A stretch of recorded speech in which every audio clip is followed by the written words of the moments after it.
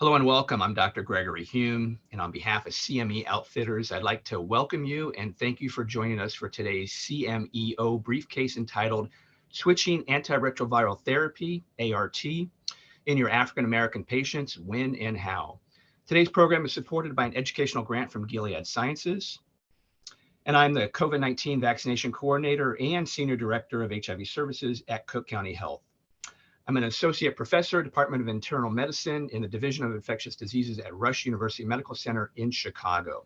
Our learning objective for today is to integrate best practices for switching ART in patients based on efficacy and safety data. So let's start with a case. Jeffrey is a 31-year-old African-American male who was infected with HIV perinatally. As a child, he was intermittently engaged in HIV care and treated with antiretroviral therapy. His grandmother was his guardian and caregiver, and following her death, he was in and out of foster care, which impacted access to care and adherence to ART. So in early childhood, he initiated AZT monotherapy, then lamivudine was added for dual nuke therapy and RTI. Nilfinavir was then added as a PI at age 7. At approximately the same time, HIV viral load testing was approved, and the patient had a variable viral load profile from undetectable to 200 to 400 copies for several years.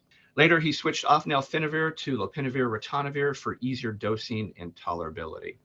And then at age 16, he switched to a single tablet, Favirenz emtricitabine tenofovir disoproxil fumarate, or TDF. This was better tolerated than the PI, and he does well for 2 years. Then he experienced inconsistent adherence due to depression coupled with vivid dreams, which really never completely went away, which led to virologic failure with a viral load of approximately 4,500. So we have resistance testing upon re-engagement. This is a genotype test with mutations K103N for a non-nuke, the M184V, signature mutation against emtricitabine and lamivudine, as well as a 210W and L, 210W and a K219Q as TAM mutation. So he has multi-class resistance, and upon re-engagement, he was started on elvitegravir, cobicistat, emtricitabine, TDF, plus darunavir, and eventually transitioned to elvitegravir, cobicistat, emtricitabine, and then the updated tenofovir is tenofovir alafenamide, plus darunavir. So now Jeffrey's currently maintained on elvitegravir, cobicistat, emtricitabine, TAF, and darunavir with virologic suppression. So let's take a look at our interaction with Jeffrey during this virtual visit. Hi, Jeffrey. Nice to see you today. How are you doing? Hi, Dr. Hume. Nice to see you too. I'm doing great, thanks. I started a new job at a tech company doing web development, and I gotta say I'm liking it so far. Hey, that's great to hear. You know, I got your labs and everything looks good. The viral load, the CD4 count, right where we want them to be. Anything you want to share about your health in general?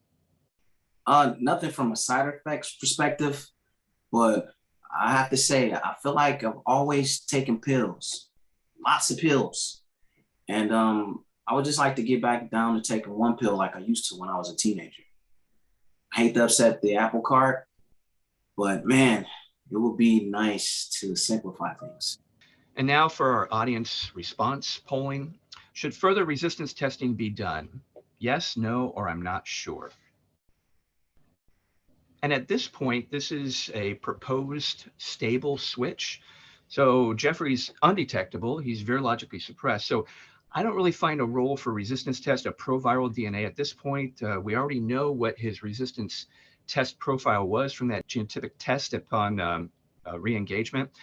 And so what we want to do now, no further genotype testing is needed. We want to take into these factors before considering switches and to simplify therapy. So we want to certainly review the patient's full treatment history. This is critical before initiating a treatment switch. So any history of multiple virologic failures or pre-treatment drug resistance, we want to make sure that we have an inventory of those mutations, review the cumulative resistance test results, and know about the clinical response to prior regimens. Jeffrey did switch prior regimens. He did get undetectable for a time. And then we actually know about the multi-class resistance now that he has prior to re-engaging in care. And we want to know about any tolerance, intolerance, toxicities, or adverse events. And we know initially to the Favirenz emtricitabine, the tenofovir disoproxil fumarate, the TDF, that there was those vivid dreams, there was some depression. So we really want to really have that in our back pocket, and to know that we're going to potentially switch him on a regimen that's not going to really play into where he would currently need to worry about that sort of tolerability. We want to review active medications, including herbal supplements, over-the-counter medications for drug-drug interactions, and particularly for these integrase inhibitors, perhaps any of these divalent cations, any calcium supplements, magnesium, things that could affect the absorption of those integrase inhibitors. And then certainly always consider the patient preference. And here, Jeffrey really wants to go back to one pill once a day. So let's take a look now at how we further that conversation now with Jeffrey about the potential for stable switch. Yeah, I get that. Let's dig a little deeper to see what our options are. You know, a few years ago, you struggled with an episode of depression that impacted adherence. So I want to be sure that we're thinking about that, factoring that in. Is your depression being managed right now? For about a year, I was taking escitalopram, but I'm not taking anything now, and I'm doing well. I think having a steady job is very important. All right, well, good, because adherence is really where we need to be. So we've talked about it in the past, and the adherence part, it's super important for a lot of reasons. Obviously, to maintain an undetectable viral load, but we always have to be cognizant of resistance patterns. Yeah, and I know that's actually why I brought that up today, because even taking a couple of pills just seems like a lot. And I don't want to run into a resistance issue. Yeah, okay. Well, good. I'm glad we're having this conversation. So you've had some resistance from your previous regimens when your adherence just wasn't where it should have been. And as we've discussed in the past, so we just need to be aware and factor that into our decisions. So bottom line, yes, we have some options. Okay, great. Let's talk about them. And our next question here is, to which antiretroviral agent or agents would you choose to switch Jeffrey? So let's take a look at some recent data that really can inform our decision as to what would be the preferred regimen to switch Jeffrey to, and as well factoring in what Jeffrey really wants to actually get out of his new regimen. So Dawning was the data first released in 2017, and this was really a very important trial. Maybe did not rise to the level of awareness, certainly here, maybe in the US, because this was in a resource limited setting, but it really does tell us now in the modern era with the second generation integrase inhibitors, really the potency of these integrase inhibitors with background nuke regimens.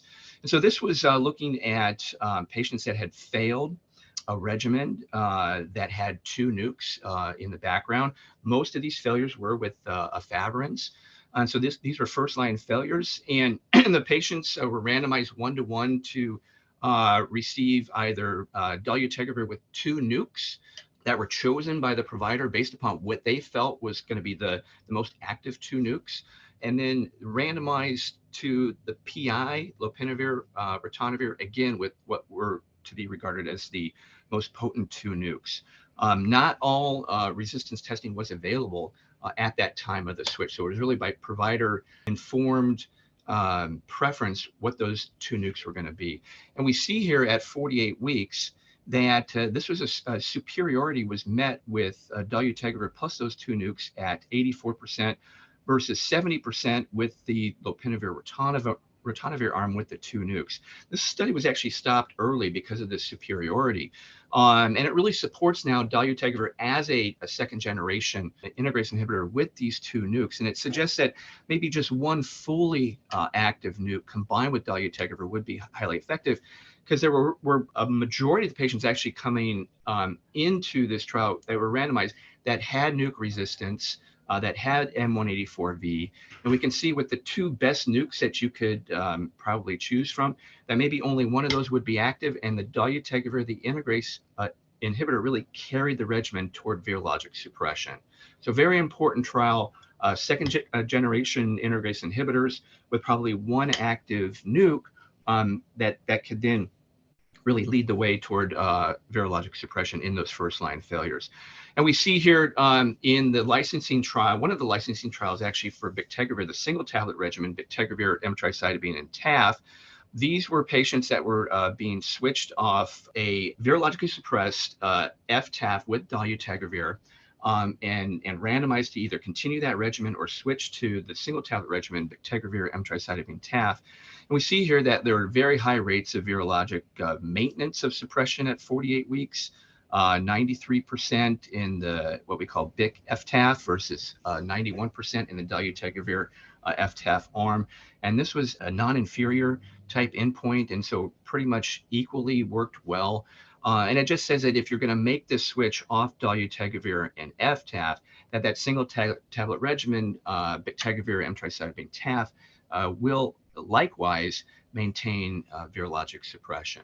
And so as a summary slide, patients can safely switch from dolutegravir to either FTAF or FTDF to a single tablet regimen of bictegravir, emtricitabine, or TAF. Actually, in that trial, patients could either be on dolutegravir with the two versions of tenofovir, FTAF or FTDF, the original tenofovir.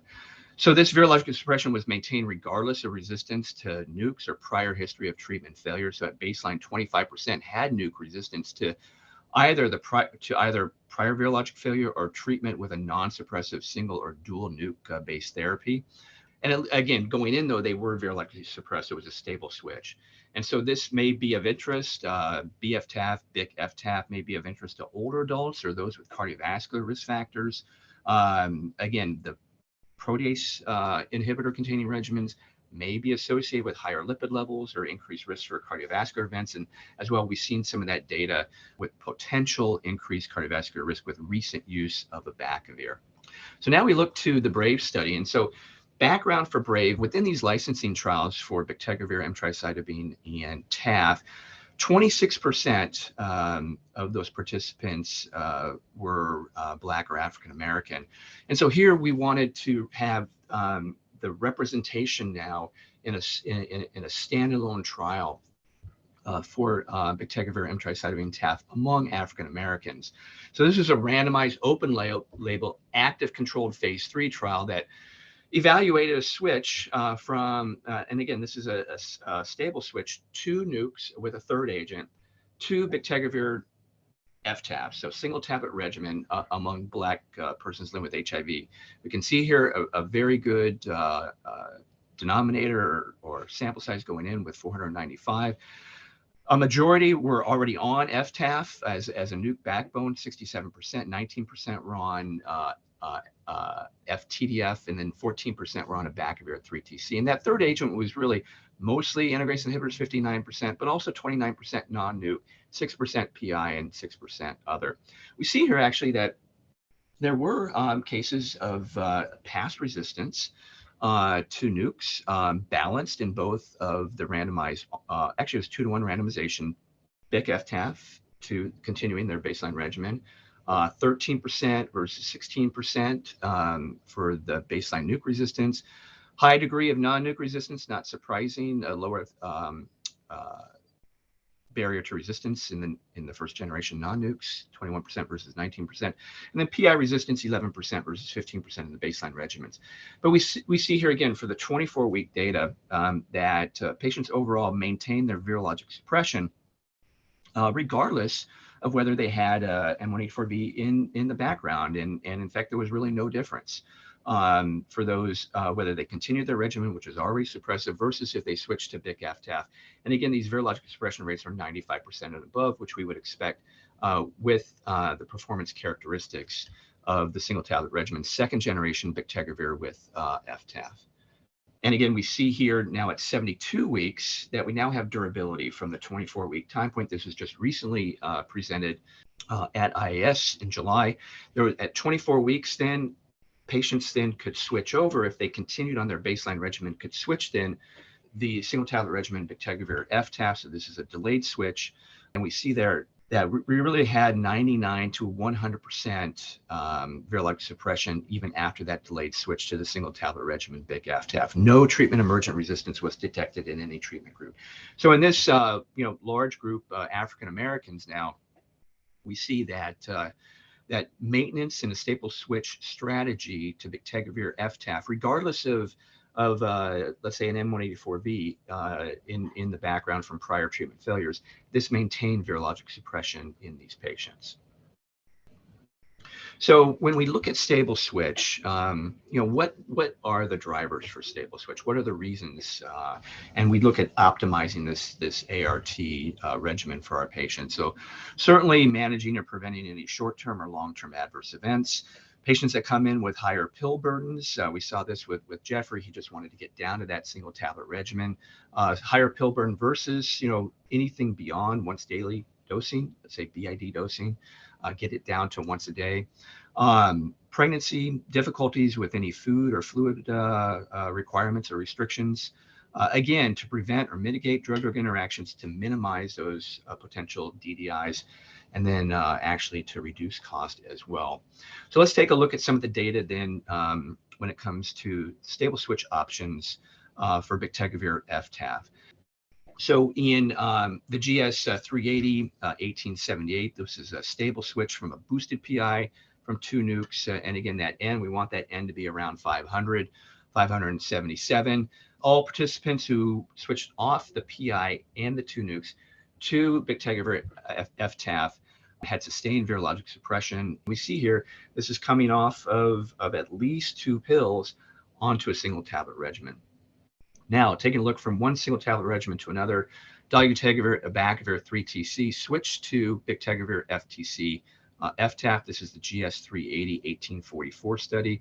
And again, so patients, they were stably going in, virologically suppressed on dolutegravir, abacavir, 3TC after 1-to-1 randomization for 48 weeks, non-inferior switching to BIC FTAF to maintaining the dolutegravir, abacavir, 3TC. So another trial demonstrating non-inferiority, which we would expect for our patients. They're virologically suppressed, but they're coming in, switching to BIC FTAF, maintaining virologic suppression.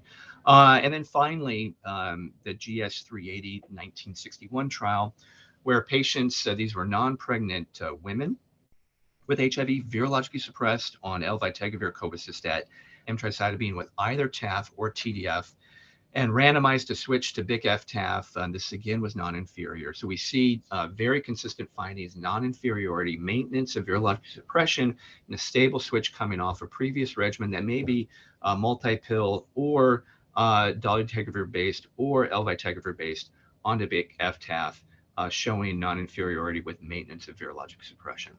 Let's take a look then more closely at dolutegravir and some of the switch strategies, particularly to these 2-drug regimens. So, and that was one of the options we had in the polling question. So Tango was a stable switch where patients were stable on a TAF-based regimen, and it was either a 3-drug or a 4-drug regimen.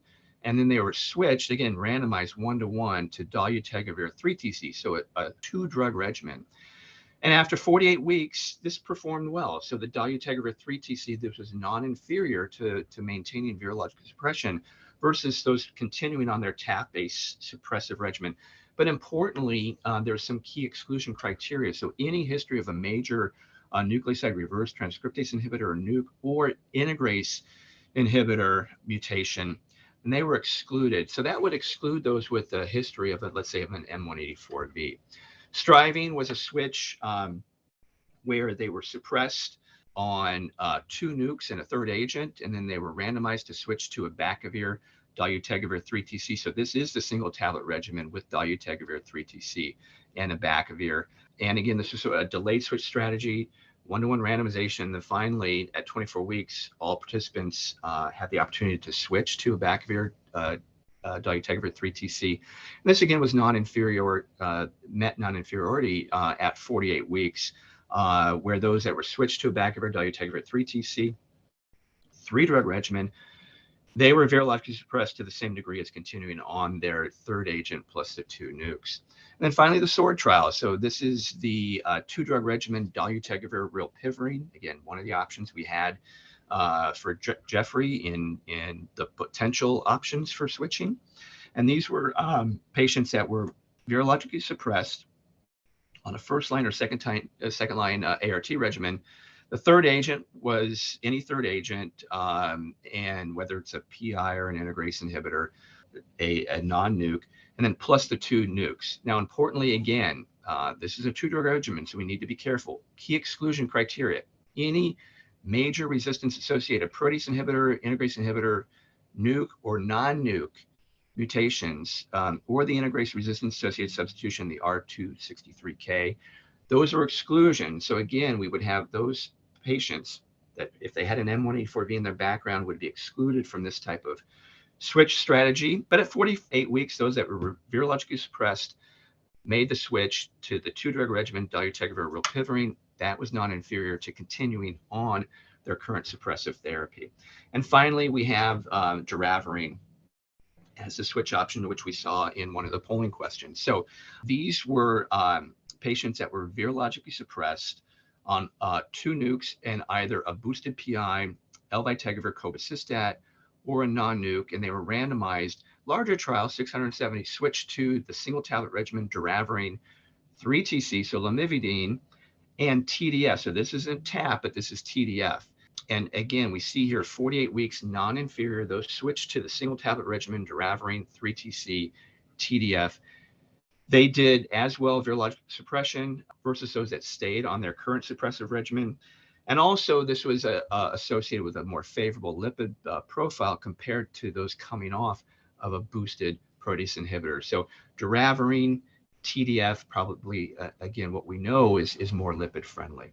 So again, we're revisiting now. Now we have our options, we have our data, and this is where we have our follow-up conversation with Jeffrey to really come to an understanding of what it's going to take with this switch to maintain that virologic suppression. All right, so we're going to make the switch then. We're going to bring it down to 1 pill once a day, a little bit of an update from what you took when you were a teenager. It's called bictegravir, emtricitabine, tenofovir, elafenamide. I know it's a big name, but again, still importantly, 1 pill once a day. We'll need to have some more frequent visits just in the beginning so that we can monitor things a little bit more closely. That's not a problem, not at all. What are we looking out for in particular? CD4 cell count, viral suppression, usual side effects? Yeah, really, it's exactly those things. And I don't expect anything, but anytime you start a new regimen, we just need to keep our antenna up. Okay, is there a rule of thumb about how to go about monitoring?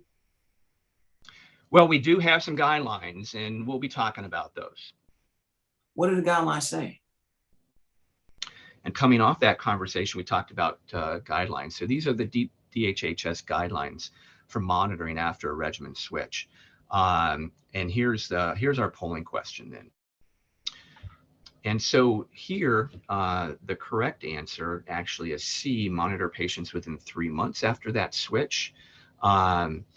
My practice, I like to touch base with the patient probably sooner than that, at least get a viral load probably in about 4 to 6 weeks, especially in somebody like Jeffrey, who's had some adherence problems, has had some past resistance. So I really want to know if that switch is really maintaining that undetectable viral load, and just to see how he's tolerating it. So, but by DHHS guidelines, we monitor within 3 months. Again, for tolerability, virologic suppression, adherence, and then safety. And then again, we need to really look for any potential side effects, particularly when we're starting a new regimen. So as follow-up after the switch, Jeffrey is, again, as we talked about, he switched to bictegravir, emtricitabine, TAF. I made the call after 2 weeks, and he's taken his pill daily without any tolerance issues. He comes back to clinic in 1 month, the viral load's obtained, and he has virologic suppression. Again, not surprising coming off of his multi-pill regimen, but now we know with the studies that we've seen, certainly in Striving, we saw that in Brave, history of M184V, just with bictegravir FTAF itself, that should maintain that virologic suppression. And our goal here is really for these self-assessment tools and self-motivation tools for our patients. It is really looking at the SMART factors. So these need to be specific, measurable, attainable, relevant, and time-bound. And so somebody, where we've had a conversation with patients like Jeffrey, we want to make sure that these are realistic goals in a certain time frame for taking their pill once a day, for making sure that they're tolerating it well, that they're not missing any doses, and that really fits into their lifestyle. So when we take a look at a patient's full treatment history, their drug resistance in the past, any tolerability issues, active drug list, we need to account for that in making that switch. Patient factor is very important. Most of my patients do want to be on once daily pills.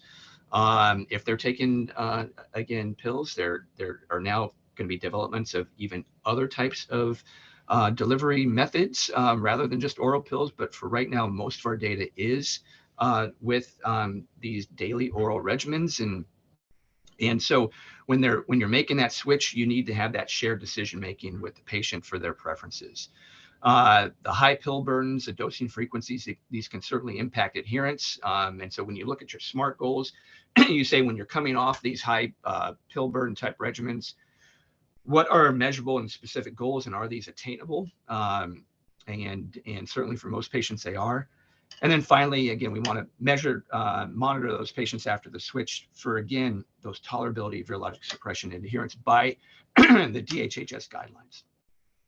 All right, well, we had our first briefcase, and we have 2 more to follow. So briefcase 2 from CMEO is the pediatric patient with HIV, translating data into practice. And then our third briefcase is going to be prior treatment failure and addressing the challenge in HIV care. And again, we can find these programs at cmeoutfitters.com/ID hub. And then don't forget to complete the post-test and the evaluation. And then you can download your certificate or your CME certificate from the website. So again, thank you.